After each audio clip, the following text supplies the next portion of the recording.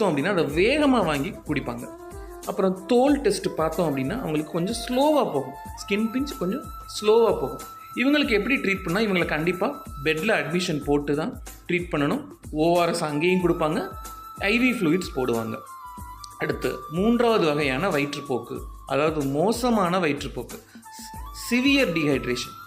இவங்களுக்கு பார்த்தோன்னா அந்த குழந்தையால் பேசவே முடியாது. சில குழந்தைங்க அன்கான்ஷியஸாக இருப்பாங்க.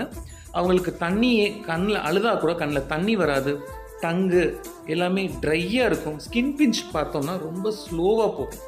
இவங்களுக்கும் அட்மிஷன்னா உடனே அட்மிஷன் போட்டு அவங்களுக்கு ஐவி ஃப்ளூயிட் இது கொடுக்கணும். அவங்க ஓஆர்எஸ் குடிக்கிற சூழ்நிலையில் இருக்க மாட்டாங்க. கொஞ்சம் அவங்க டீஹைட்ரேஷன் கரெக்டானோன்னா அவங்களுக்கு ஓஆர்எஸ் கொடுக்கணும். ஓகே, இப்போது இந்த வயிற்றுப்போக்கை எப்படி சரி பண்ணலாம் அப்படின்னா, சிம்பிளாக நம்ம வீட்டில் இருக்கிற ஸ்டெப்ஸ்லேயே நம்ம சரி பண்ணலாம். வீட்டை முதல்ல சுத்தமாக வச்சுக்கணும். நம்ம குடிக்கிற தண்ணிங்கிறது சுத்தமான